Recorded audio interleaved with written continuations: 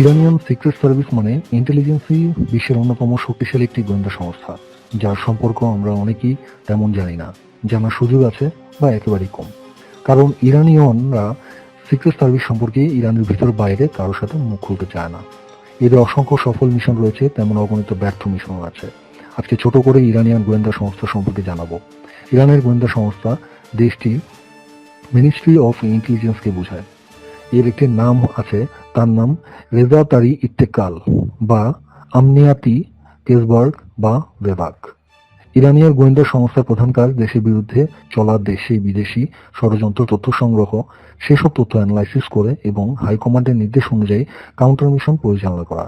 এর জন্য তারা বিশাল বাজেট, লোকবল এবং ট্রেনিং পেয়ে থাকে। 1984 সালে 28 আগস্ট সাইদ হাজারিয়ানের তত্ত্বাবধানে প্রথম এই সংস্থার গোড়াপত্তন হয়। তখন মীর হুসেন মোসাবি ইরানের প্রধানমন্ত্রী ছিলেন। এরপর থেকে প্রেসিডেন্সিয়াল সিস্টেম চালু হয় বা ইরানিয়ান গোয়েন্দা সংস্থার সরাসরি সুপ্রিম লিডার, প্রেসিডেন্ট ও আর্ম ফোর্সেসের সুপ্রিম কমান্ডারের কাছে রিপোর্ট করে থাকে। বিপ্লবের পরে ইরানের বিরুদ্ধে চারিদিকে ষড়যন্ত্র শুরু হয়। ঘরে বাইরে চতুর্মুখী সেই আক্রমণ ঠেকাতে ইরান তার কাউন্টার ইন্টেলিজেন্সকে ঢেলে সাজানোর পরিকল্পনা করতে থাকে। প্ল্যান অনুসারে দেশের সব গোয়েন্দা সংস্থাকে একটি এজেন্সির কাঠামোতে এনে পুরো কার্যক্রম সিস্টেম ওয়াইজ চালানোর পরিকল্পনা করে। আশাতীত ফলাফলও পায় তারা। ইরানের ইন্টেলিজেন্স এজেন্সি সারা বিশ্বে অসংখ্য সফল মিশন সম্পন্ন করে। ক্রিশ্চিয়ান সায়েন্স মনিটর কয়েকটি প্রতিবেদন থেকে জানা যায়, বিদেশ থেকে পালানো বিভিন্ন ব্যক্তি সংগঠনের বিদেশের মাটিতে বসে ইরানকে ক্ষতি করতে চাচ্ছে। মিডিয়ায় মিথ্যা তথ্য সরবরাহ করা, রাষ্ট্রীয় সম্পদ লুণ্ঠন, বিপ্লবী সরকারি উচ্চপদস্থ কর্মকর্তাদের গুম করা, বিদেশে থাকা ইরানিয়ানদের অ্যাসেট সরিয়ে ফেলা ইত্যাদি অপকর্মের সাথে এরা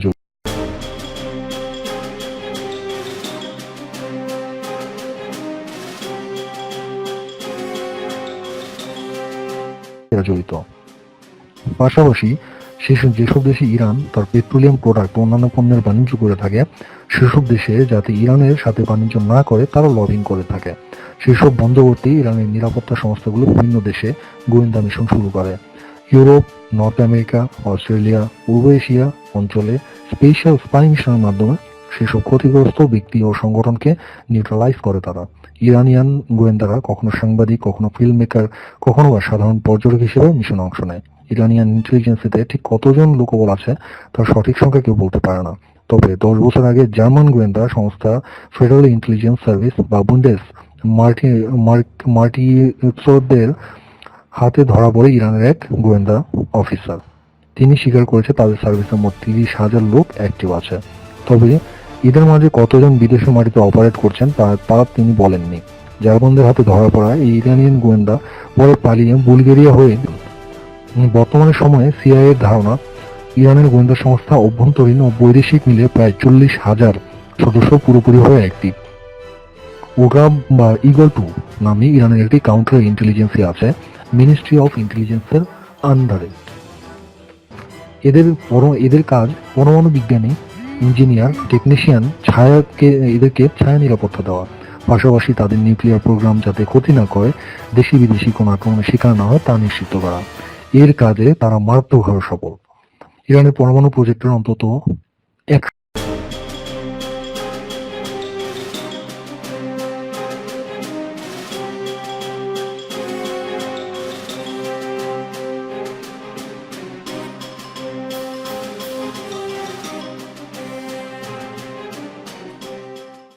আক্রমণ ঠেকিয়ে দিয়েছে সংস্থাটি। এসব আক্রমণ ছিল প্রজেক্ট সংশ্লিষ্ট বিজ্ঞানী, তাদের পরিবারের উপর সাইবার হামলার মাধ্যমে প্রজেক্টে নিয়োজিত সুপার কম্পিউটারগুলোকে হ্যাক করে প্রজেক্ট ইনফেক্ট করা, লোকাল ইনফরমেটরদের মাধ্যমে গুরুত্বপূর্ণ তথ্য বিদেশি গোয়েন্দাদের কাছে পাচার করা, কিংবা ইরানিয়ান নিউক্লিয়ার সাইটগুলোতে কেমন নিরাপত্তা ব্যবস্থা আছে তা আমেরিকান গোয়েন্দাদের হাতে তুলে দিয়ে এরিয়াল স্ট্রাইক করার ব্যবস্থা করা।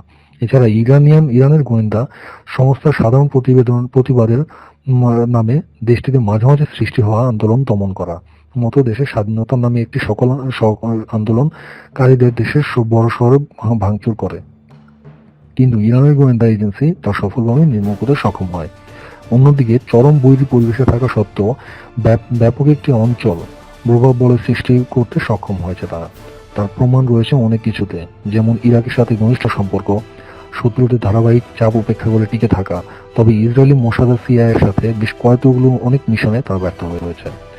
যেমন জিব্রাল্টার তাদের বিশাল তেলবাহী জাহাজ সিজ করা সম্পর্কে কোনো তথ্যই ইরানের গোয়েন্দা সংস্থাদের কাছে ছিল না।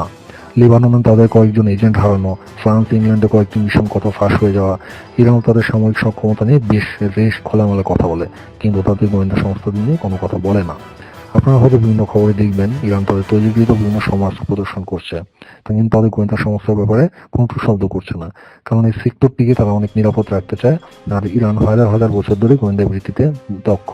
তবে একটি ব্যাপার সত্যি, ইরান কয়েকটি বিষয় নিয়ে দিয়ে টিকে আছে, তার মধ্যে রাষ্ট্রনীতি, সামরিক শক্তি আর বিশেষ গোয়েন্দা শক্তি অন্যতম।